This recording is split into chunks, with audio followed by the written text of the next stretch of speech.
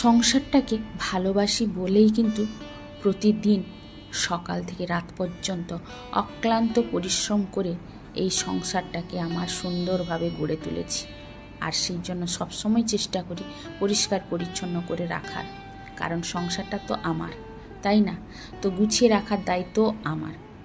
তো সেই জন্য সবসময় আমি চেষ্টা করি আমার সংসারটাকে নিজের মতো করে গুছিয়ে পরিপাটি করে রাখার। তো নমস্কার বন্ধুরা, আশা করি সবাই ভালো আছেন, সুস্থ আছেন। আমিও ভালো আছি। আমি সুস্মিতার নতুন আবার একটা ভিডিওতে আপনাদেরকে স্বাগত জানিয়ে আর সঙ্গে নিয়ে আজকে আবার একটা ভিডিও নিয়ে আপনাদের সামনে উপস্থিত হলাম। ভিডিওটা দেখতে থাকুন, আশা করি একটু হলেও ভালো লাগবে। তো এই যে আজকেও প্রতিদিনের মতো চা খেতে খেতেই ভিডিওটা শুরু করলাম। কেন জানি না আজকে খুব তাড়াতাড়ি চা খেতে ইচ্ছে করছে। অনেক সময় মনে হয় না, মন মেজাজ কিছুই ভালো লাগে না, শরীরটাও ম্যাশম্যাশ করে। আমাদের তো একটাই নেশা, চা খাওয়া। তো চাটা খেয়ে কিন্তু এনার্জি নিতে পারলে তবে গিয়ে অন্য কাজে লাগতে পারবো, তাই না? তো আজকেও সেরকম আমার একটা হয়েছে।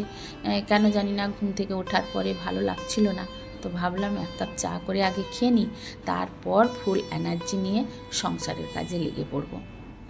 তো সেটাই করছি। আর এদিকে ডাব্বার মধ্যে বিস্কিটও ছিল না, তো বিস্কিটও ঢুকিয়ে দিলাম। আর বন্ধুরা দেখছেন, হয়তো মনে করছেন এত বড় ডাব্বা নিয়ে কি করে। তো এই ডাব্বার ভিতরেই কিন্তু আমার সবসময় 2 থেকে 3টে প্যাকেট বিস্কিট কিন্তু থাকে। তো অনেক দিন কৌটোটা ধোয়া হয়েছিল না, আর বিস্কিটের ডাস্ট বা গুঁড়ো এগুলো কিন্তু ওই ডাব্বার তলায় অনেক দিন জমা হয়ে থাকে, কারণ ওইগুলো খাওয়ার মতো লোক আমার বাড়িতে কেউ নেই। তো কাজের বোনটা যখন ছিল ওর বাড়িতে মানে মুরগি পোষে, তো ও নিয়ে চলে যেত। এখন তো আর সে নেই, তো তার জন্য এগুলোকে আমাকে ফেলে দিতে হয়।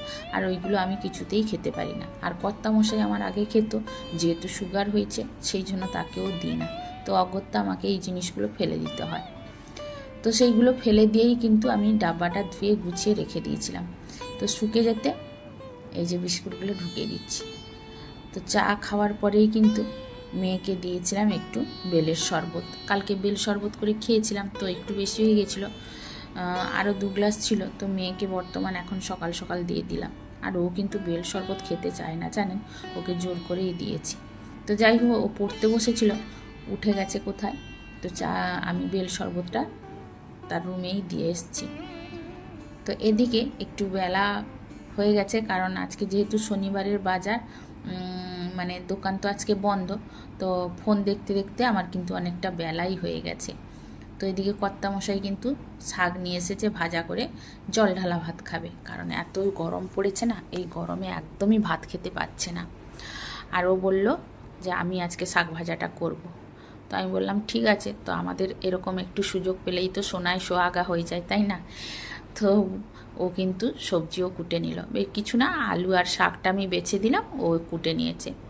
তো তারপরে এই যে দেখুন, ও কিন্তু করছে পেঁয়াজ আর শুকনো লঙ্কা 5 ফোড়ন দিয়েছে, একটু রসুন দিয়েছে, তার মধ্যে ওই কাঁচা মুগ ভিজিয়ে রেখেছিলাম, তো ওইটাকে কিন্তু কিছুটা দিয়েছে। তারপরে আলু দিয়ে ভেজে নিচ্ছে, তারপরে শাকটা দিবে।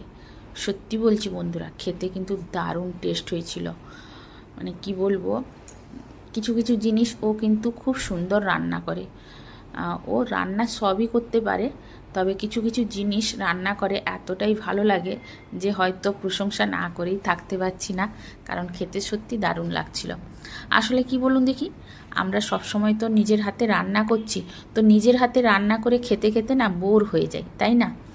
মনে হয় কখনো যে কেউ একজন রান্না করে দিত, তাহলে কিন্তু খেতাম। আর নিজেরা যখন রান্না করে বেড়ে নিজের হাতে খাই না, তখন কিন্তু সে খাওয়াতে টেস্টই পাই না। কিন্তু অন্য কেউ যখন রান্না করে আর আমরা নিজেরা যখন বেড়ে খাই সেই রান্নার তরকারি, তো খেতে দারুণ লাগে। তো আজকেও সত্যি কথা তরকারিটা দারুণ হয়েছিল। আর আমার কর্তামশাই কিন্তু এমনিতেই রান্না ভালো করে। তো যাই হোক, খাওয়া তো হয়নি, ও কিন্তু সেদিকে ভাজাভাজি করছে। আমি ততক্ষণে নিচে চলে এলাম, ওই নিচের রুমটা একটা ডিপ ক্লিন করব বলে। ওই যে সামনের রুমটা, ওইটা আজকে ডিপ ক্লিন করব। আর এর ভেতরে বন্ধুরা দেখুন, মানে যত পুরনো বই খাতা যা ছিল সব মেয়ে এখানে ফেলে দিয়ে গেছে। আর তার মধ্যে এই যে দোকানের মালগুলো কিন্তু এর মধ্যেই রেখেছে, তো সেইগুলোকে গোছানো হচ্ছে একটু একটু করে, মানে দোকানে এদিকে কাজও চলে আর এদিকে বাচ্চাগুলো মালও গোছাতে থাকে। তো আমি ভাবলাম যে ওরা গুছিয়ে নিক, তারপরে ভেতরেরটা ডিপ ক্লিন করবো, কারণ ভেতরেরটা এমনি মুছে নিলে হবে না, কর্তামশাইকে জিজ্ঞেস করতে হবে যে কী দিয়ে পরিষ্কার করলে ওইটা ভালো করে ক্লিন হবে। আমি একটু আজকে উপরে ভালো করে মুছে নিয়ে যাব। তো যতটা পারবো আজকে কিন্তু ক্লিন করে নিব, কারণ অনেক দিন এই ঘরটা কিন্তু পরিষ্কার করা হয়নি। তো ভাবলাম আজকে হাতে একটু যখন সময় আছে, রান্না বান্নার চাপ নেই তেমন একটা, তো সেই জন্য একটু ক্লিন করে নিই। তো ক্লিন করতে এসে দেখি যে এই পাল্লাগুলোর ভেতরে কিন্তু দোকানের অনেক মাল জমা আছে এখনও। তো সেই জন্য ভেতরে আর পরিষ্কার করলাম না, বাইরে যতটুকু পারলাম কিন্তু পরিষ্কার করলাম। আর যেহেতু এটা সামনের রুম, তো দেখতে খুব একটা ভালো লাগে না যদি অগোছালো হয়ে সব কিছু পড়ে থাকে। তারপরে মেয়েকে স্যার পড়াতে এলে এই ঘরেই পড়ায়, তো সেই জন্য ভালো লাগে না। আর আমি কিন্তু গুছিয়ে রাখতে খুব ভালোবাসি, তো নোংরা হলেই কিন্তু আমাকে খারাপ লাগে, কিন্তু কি করব, কিছু করার নেই, যেহেতু আমাদের দোকান আছে। জানি অনেকে হয়তো মনে করবেন যে ঘরবাড়ি কীরকম নোংরা করে ফেলে রেখেছি, তো কিছু করার নেই, কারণ যেহেতু আমাদের নিচের তলায় দোকান আছে, আর আমাদের যে দোকানটা ওটা কিন্তু কালোর ভাগ বেশি, মানে কালো কাজ বেশি হয়, তো সেই জন্য কিন্তু যেখানে সেখানে কালো ময়লা লেগেই থাকে, কি করব। আর তাছাড়া লোহার ডাস্টও এদিকে সেদিকে ছড়িয়ে ছিটিয়ে যায় ওল্ডিং করলে, তো সেটাও কিছু করার থাকে না আমার। আর চেষ্টা করি তাও যতটা পারি সময় করে পরিষ্কার পরিচ্ছন্ন করে রাখার। তো আজকে ভাবলাম সেই জন্য এই রুমটা ভালো করে ডিপ ক্লিন করে নিই। শুধু ওই শোকেসের পাল্লাগুলো করব না, কারণ তার ভেতরে এখনও মাল আছে, তো সেইগুলো তুলে নিলে কিন্তু আমি পরিষ্কার করে নিব। আর সত্যি কথা, এই যে একটা বাড়ি তৈরি করতে কত টাকা খরচা হয়, কত পরিশ্রম হয়, আর কত শখ করে বাড়িগুলো বানায়, তো সেগুলো যত্ন না করলে সেই ঘর ঘর বলে কি মনে হয়। তো সেই জন্য আমি চেষ্টা করি সব সময় পরিষ্কার করে রাখার, কারণ আমার হাজব্যান্ডের কিন্তু অক্লান্ত পরিশ্রমের ফলে কিন্তু আমরা এই এত বড় একটা ঘর তৈরি করতে পেরেছি। আসলে সত্যি কথা বলতে কি, আমার হাজব্যান্ড কিন্তু অক্লান্ত পরিশ্রম করে, আপনারা না দেখলে বুঝতে পারবেন না, ও কিন্তু খুব খুব পরিশ্রম করে নিজের পায়ে মানে দাঁড়িয়েছে আজকে এসে, মানে কেউ হেল্প করার মতো আমাদের নেই বলতে গেলে। আসলে বলতে গেলে আমরা কিন্তু জিরো থেকে স্টার্ট করে এত দূর এসেছি, কারণ আমাদের পেছনে সাপোর্ট করার মতো কেউ ছিল না, নেই, আর ভবিষ্যতেও থাকবে না আমরা জানি। তো দুজন অক্লান্ত পরিশ্রম করেছি বলেই কিন্তু এই বাড়িটাকে এত সুন্দর করে গুছিয়ে রেখেছি। হাজব্যান্ডের হচ্ছে পরিশ্রম, ঘর বানিয়েছে, আর সেই ঘরটাকে যদি আমি পরিশ্রম করে ভালো করে পরিপাটি করে গুছিয়ে না রাখি, তাহলে কিন্তু ভালোই লাগবে না, তাই না? তো চাইবো না যে এত কষ্টের ফল যে তিলে তিলে নষ্ট হয়ে যাক। তো সেই জন্য হাজার কষ্ট হলেও আমি কিন্তু সবসময় চেষ্টা করি ঘরটাকে পরিষ্কার পরিচ্ছন্ন করে রাখতে। আর এই যে দেখুন, মেয়ের পুরনো খাতা বই সব কিন্তু এই ড্রয়ারের মধ্যে ঢোকানো আছে, কারণ ছেলের রুমটাতেও অনেক বই রাখা আছে, আর এখানে এই যে এই ড্রয়ারের মধ্যে রাখা আছে। তো ভাবছি একবার সময় করে গুছিয়ে ওই ছেলের রুমে রেখে দিব, কারণ আমাদের মানে রাখার মতো স্পেস অনেক আছে। ওই যে বলে না, র্যাকের মধ্যে সব পাল্লার সিস্টেম করা হয়ে গেছে, তো ওর মধ্যে ঢোকানো যাবে। তো সেই জন্য সময় করে ভাবছি গুছিয়ে রাখবো। আর এই যে এটা সোফা কাম বেড, আর সত্যি কথা বলতে কি বন্ধুরা, এত টাকা খরচা করে ঘরগুলো করা হয়েছে বা জিনিসপত্র করা হয়েছে, তো এগুলো করা তো হয় ঠিকই, কিন্তু করার সময় না আমরা প্রবলেমগুলো বুঝতে পারি না, হয়ে যাওয়ার পরে কিন্তু প্রবলেমগুলো বুঝতে পারি। এই যে এত বড় বড় খাটের এক্সট্রা এগুলো কি বলে, যে সোফা কাম বেডের যে সোফার মতো এইগুলো খাট যখন পাতানো হয় কিন্তু এইগুলো পাতানো হয়।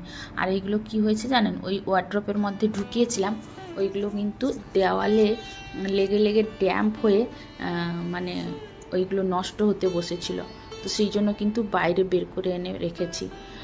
তো হাওয়া বাতাস লাগলে মনে হয় নষ্ট হবে না, তো দেখছি ভালোই আছে, তো সেই জন্য এইভাবে রাখা আছে। তো কিছু করার নেই, ভেতরে রাখলে কিন্তু নষ্ট হয়ে যাচ্ছে বলে এই বাইরে এনে রেখেছি। আর নিচের এই রুমগুলো যেহেতু মানে বাইরে থেকে কেউ এলে যাতায়াত হয়, তো সেই জন্য এখানে সেখানে ফেলে রাখার মতো জায়গা নেই। আসলে জিনিস যখন করি আমরা না শখের বশে করে ফেলি, কিন্তু পরে যখন বুঝি যে এই জিনিসগুলো হয়তো এখানে করা উচিত হয়নি, তখন কিন্তু আর ভেবে কোনো লাভ হয় না। তো তারপরে কিন্তু নিচে পরিষ্কার করে উপরে চলে এসেছি, আর বেলা অনেকটাই হয়ে গেছে। তো চান করব বলে এই যে চান করার আগে যেগুলো কাচাকুচি করব সেইগুলোই কিন্তু করে নিচ্ছি। আর বন্ধুরা, গরমে আমাকে যদি 2-3 ঘন্টা এরকম বাথরুমে বসে ভেজা গায়ে কাচাকাচি করতে বা চান করতে কিন্তু খুবই ভালো লাগে। আমি কিন্তু 1 ঘন্টা 2 ঘন্টা করে বসে থাকি বাথরুমে আর কাচাকাচি করতেই থাকি, আর এই গরমের সময় কিন্তু দারুণ লাগে।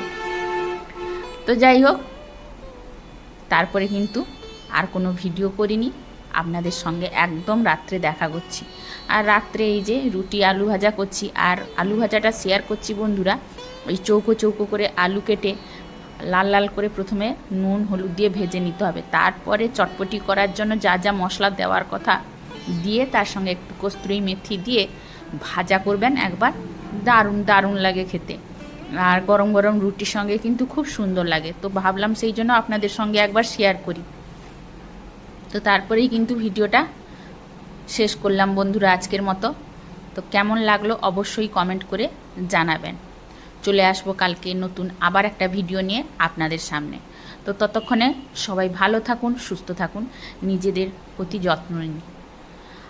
আর আজকের কমেন্ট কিন্তু কারুরই পড়তে পারলাম না, তার জন্য কিন্তু চেষ্টা করব পরের ভিডিওতে কমেন্টগুলো পড়ার।